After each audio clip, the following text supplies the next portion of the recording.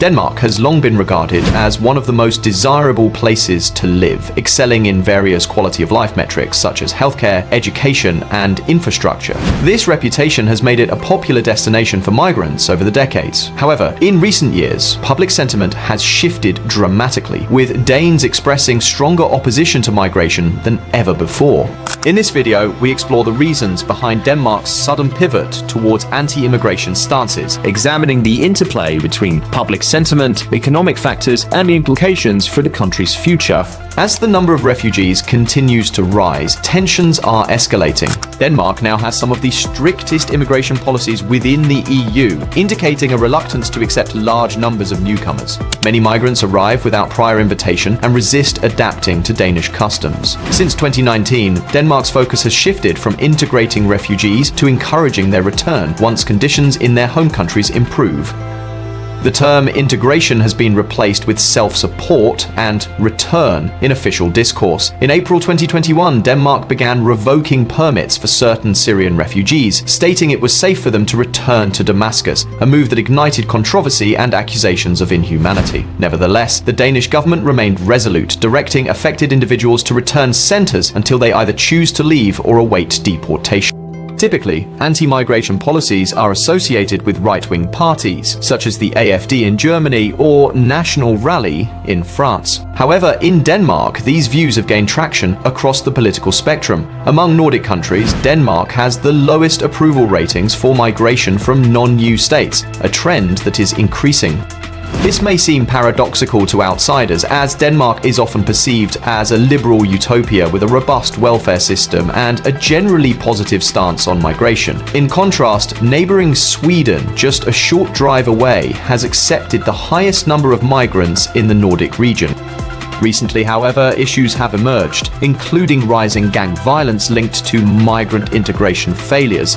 Denmark's stance contrasts sharply with the expectation that wealthy Nordic nations would be welcoming to migrants. Leaders argue that past generous policies have harmed the working class, who bear the costs of failed integration and immigration, jeopardizing the welfare state.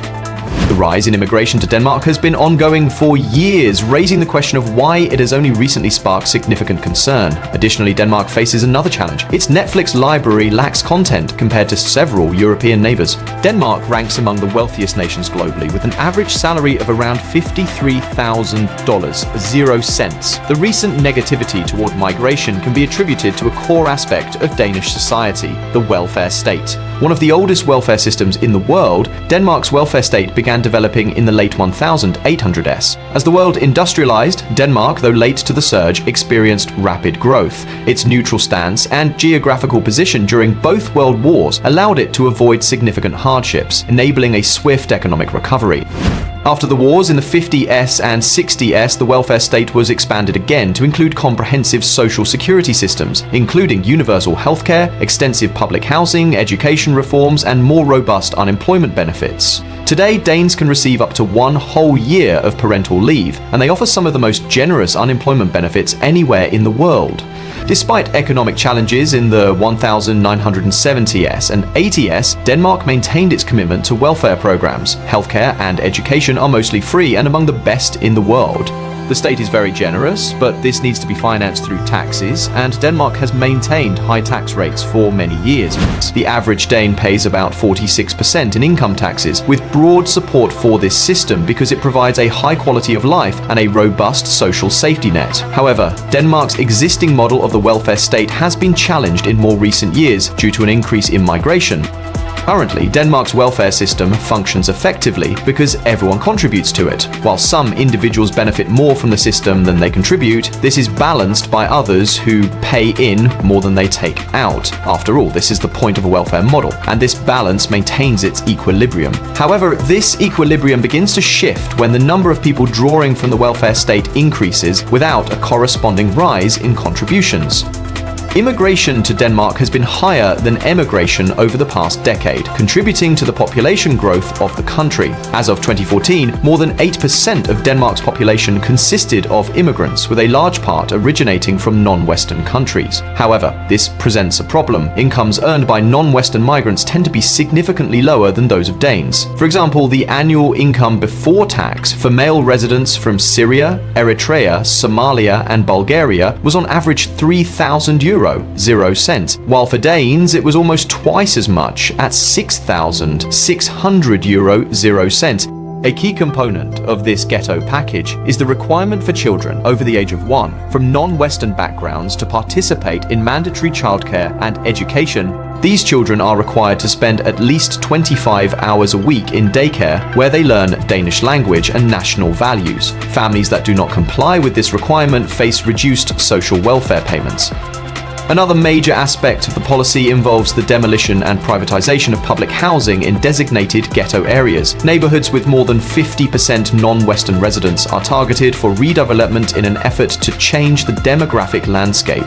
Public housing units in these areas are either demolished or sold to private investors, aiming to attract wealthier, predominantly Western residents.